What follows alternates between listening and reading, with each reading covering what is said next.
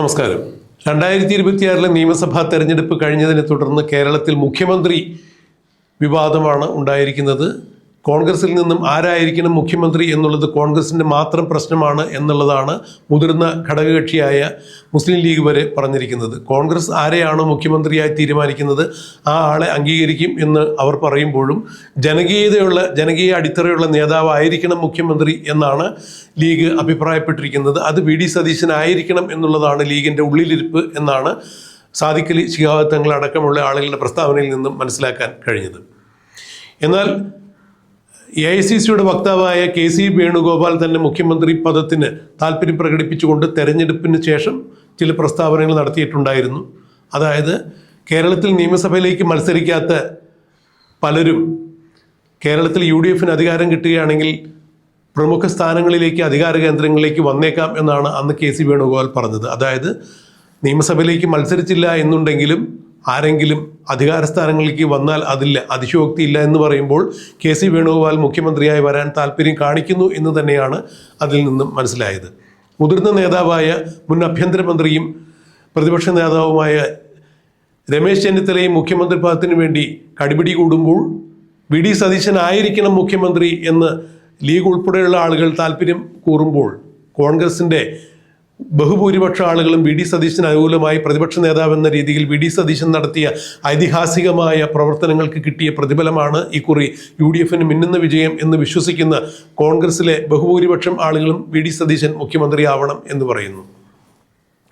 എന്നാൽ AICCയുടെ വക്താവായ വേണുഗോപാലാണ് കേരളത്തിൽ ഫണ്ട് കണ്ടെത്തിയതും തെരഞ്ഞെടുപ്പിന് ആസൂത്രിതമായ ചില നീക്കങ്ങൾ നടത്തിയതും എന്ന് പറയുമ്പോൾ വേണുഗോപാൽ മത്സരിക്കാത്തിടത്തോളം കാലം വേണുഗോപാലിനെ മുഖ്യമന്ത്രിയാക്കാൻ സാധിക്കില്ല എന്ന തരത്തിൽ കോൺഗ്രസിലെ ചില പ്രബലമായ ഗ്രൂപ്പുകൾ മുന്നോട്ട് വരികയാണെങ്കിൽ അത് KC വേണുഗോപാലിനെ സംബന്ധിച്ചിടത്തോളം വലിയ ക്ഷീണം ചെയ്യും. അങ്ങനെയെങ്കിൽ KC വേണുഗോപാലിന് വ്യക്തിപരമായ താല്പര്യമില്ലാത്ത വി ഡി സതീശനെ മുഖ്യമന്ത്രി കസേരയിൽ ഇരുത്താൻ താല്പര്യമില്ലാത്തതുകൊണ്ട് നിർണായകമായ ഒരു നീക്കം വേണുഗോപാൽ നടത്തിയേക്കാം എന്നാണ് ഇപ്പോൾ മനസ്സിലാക്കാൻ കഴിയുന്നത്. അതായത് 52 MLA-മാരുടെ പിന്തുണയുണ്ടെന്ന് പറയപ്പെടുന്ന KC വേണുഗോപാലിൻ്റെ പക്ഷം രമേശ് ചെന്നിത്തലയ്ക്ക് പിന്തുണ കൊടുത്തുകൊണ്ട് വി ഡി സതീശനെ വെട്ടാനുള്ള സാധ്യതയാണ് മുന്നിൽ കാണുന്നത്.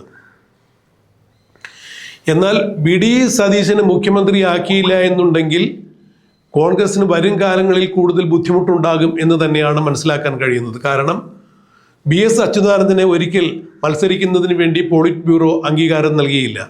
BS അച്യുതാനന്ദന് നിയമസഭയിലേക്ക് മത്സരിക്കാൻ സീറ്റില്ല എന്ന് പോളിറ്റ് ബ്യൂറോ കുറിപ്പിറക്കിയതിൻ്റെ പിറ്റേ ദിവസം കേരളത്തിൽ അങ്ങോളം ഇങ്ങോളം വലിയ പ്രക്ഷോഭമാണ് CPM നടത്തിയത്. ഇത്രയും ജനകീയ അടിത്തറയുള്ള ഒരാളെ മാറ്റി നിർത്തിക്കൊണ്ട് പൊതു തെരഞ്ഞെടുപ്പിന് നേരിട്ട് കഴിഞ്ഞാൽ വിജയിക്കില്ല, VS ഇല്ല എന്നുണ്ടെങ്കിൽ CPMന് കനത്ത പരാജയമായിരിക്കും എന്ന് ചൂണ്ടിക്കാണിച്ചുകൊണ്ട് CPMലെ അണികൾ കേരളത്തിൽ അങ്ങോളം ഇങ്ങോളം പ്രകടനം നടത്തി. ഇതിൻ്റെ അടിസ്ഥാനത്തിൽ പോളിറ്റ് ബ്യൂറോ എടുത്ത തീരുമാനം അവർക്ക് മാറ്റേണ്ടതായി വന്നു. പിന്നീട് VS അച്യുതാനന്ദനെ സ്ഥാനാർത്ഥിയായി പ്രഖ്യാപിച്ചു. VS മത്സരിച്ചു മുഖ്യമന്ത്രിയായ കാഴ്ചയാണ് പിന്നീട് കേരളം കണ്ടത്. ഇതുപോലെ UDFന് അധികാരത്തിലെത്തിക്കുന്നതിന് വേണ്ടി വി ഡി സതീശൻ UDFന് ഒറ്റക്കെട്ടായി മുന്നോട്ട് കൊണ്ടുവരികയും പ്രതിപക്ഷ നേതാവ് എന്ന രീതിയിൽ അശ്രാന്തം പരിശ്രമിക്കുകയും ചെയ്തിട്ടും തെരഞ്ഞെടുപ്പിൽ UDFന് മിന്നുന്ന വിജയം നേടുമ്പോൾ പ്രതിപക്ഷ നേതാവായ അതിനുവേണ്ടി പണിയെടുത്ത വി ഡി സതീശനെ മുഖ്യമന്ത്രിയാക്കാതെ മാറ്റി നിർത്തുന്നതിൽ കേരളത്തിൽ വൻ പ്രതിഷേധം ഉടലെടുക്കും. ഹൈക്കമാൻഡ് വി ഡി സതീശൻ മുഖ്യമന്ത്രിയാക്കില്ല അല്ലെങ്കിൽ വേറെ ആരെങ്കിലും ആയിരിക്കും മുഖ്യമന്ത്രി എന്ന രീതിയിൽ ഒരു പത്രക്കുറിപ്പ് ഇറക്കി കഴിഞ്ഞാൽ അന്ന് കേരളത്തിൽ വൻ പൊട്ടിത്തെറി ഉണ്ടായിരിക്കും, വൻ പ്രതിഷേധങ്ങൾ നടക്കും, വൻ ജനകീയ പ്രക്ഷോഭങ്ങൾ ഉണ്ടാകും എന്ന് തന്നെയാണ് ഇപ്പോൾ അറിയാൻ കഴിയുക. അങ്ങനെ ഒരു നീക്കം ഉണ്ടായിക്കഴിഞ്ഞാൽ UDFന്റെ അച്ചടക്കമുള്ള പ്രവർത്തകൻ എന്ന രീതിയിൽ വി ഡി സതീശന് ചില തീരുമാനങ്ങൾ എടുക്കും എന്നാണ് ചില രാഷ്ട്രീയ നിരീക്ഷകർ ചൂണ്ടിക്കാണിക്കുന്നത്. അതായത് മുഖ്യമന്ത്രി സ്ഥാനം കിട്ടിയില്ല എന്നുണ്ടെങ്കിൽ വി ഡി സതീശൻ മന്ത്രിസഭയിലേക്ക് തന്നെ വരാൻ സാധ്യതയില്ല. അദ്ദേഹം മന്ത്രിയാകാതെ മാറി നിൽക്കാനുള്ള സാധ്യതയാണ്. അങ്ങനെയെങ്കിൽ UDFന്റെ കഷ്ടകാലവും പ്രതിസന്ധിയും ആ സമയത്ത് തുടങ്ങും. UDFന്റെ ഭരണസമിതിക്ക് അവിടെയായിരിക്കും ഏറ്റവും വലിയ പ്രതിസന്ധി നേരിടാൻ പോകുക എന്നുള്ളതാണ് രാഷ്ട്രീയ നിരീക്ഷകർ ചൂണ്ടിക്കാണിക്കുന്നത്.